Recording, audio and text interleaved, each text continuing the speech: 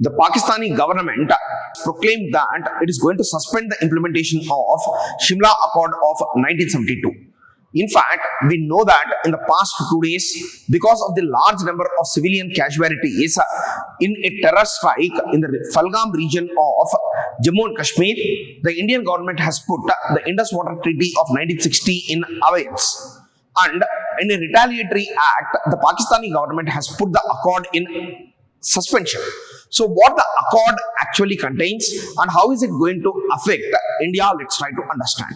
The Simla Accord of 1972 has been signed after the 1971 India-Pakistan War, which is also called as the Bangladesh Liberation War. And in this war, there was a brilliant victory for India, and we were able to capture nearly 96,000 Pakistani soldiers in East Pakistan, which later became Bangladesh.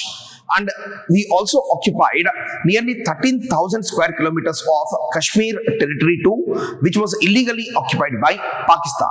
Then in this condition, India went for negotiations in Shimla, and the negotiations were attended by the President of Pakistan at that point of time, that is Zulfikar Ali Bhutto. In the negotiations, the Simla Accord was signed, and under the conditions of the Simla Accord, first and foremost, the ceasefire line which demarcated the boundary between India and Pakistan was converted into line of control in order to maintain the status quo in Jammu and Kashmir. Most of the territories which have been taken over by India have been returned back to Pakistan, and nearly 13,000 square kilometers of territory was returned back. Then apart from returning the territory, one more thing that we have done is we have agreed, both India and Pakistan have agreed that from now on the Jammu and Kashmir issue is going to be resolved in a bilateral fashion rather than calling for third party intervention. This is the second important condition. Then the third condition that Pakistan has agreed to is that from now on it is going to conduct its relation with India according to UN Charter. And they also agreed upon restoration of the transport and communication linkages, restoration of cooperation. All of these kind of agreements have been made as part of the Simla Accord. But from the time of signing the accord in 1972, Pakistan has never seriously upheld the provisions of Simla Accord. In fact, in 1980s itself, it had tried to take over the 𝐾𝐨𝐰𝐧𝐥𝐸 Glacier, which is a clear violation of the territorial integrity of India, which is not acceptable under UN Charter.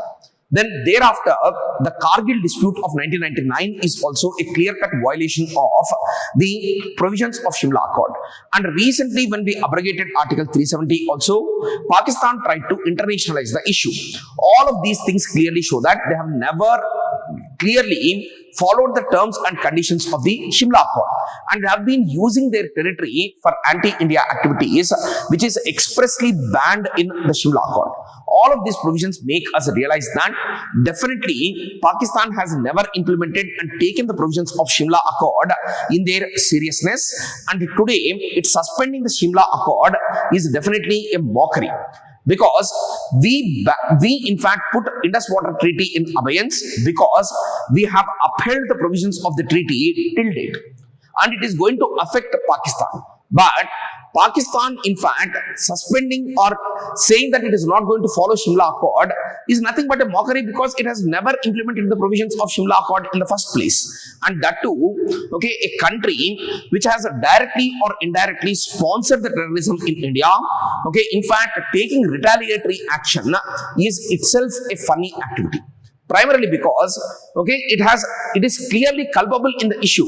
It is the state sponsor of terrorism, and the terrorist strike occurring just after the Pakistani army chief calling the Kashmir region as the jugular vein of Pakistan definitely clearly shows that there is some culpability there. Then along with that, out of the 3 terrorists who have attacked the pilgrims or the tourists in the Falgan region, 2 of them are Pakistani nationals, only 1 was a local, which clearly shows that Pakistan is directly culpable in the issue. So because of which reason, let them suspend the Simla Accord, let them internationalize the issue, let them go to any international court, but definitely we are going to prove that Pakistan is a state sponsor of terrorism, and till then, the Indian government is not going to rest. The actions are going to be much more severe going ahead. Thank you.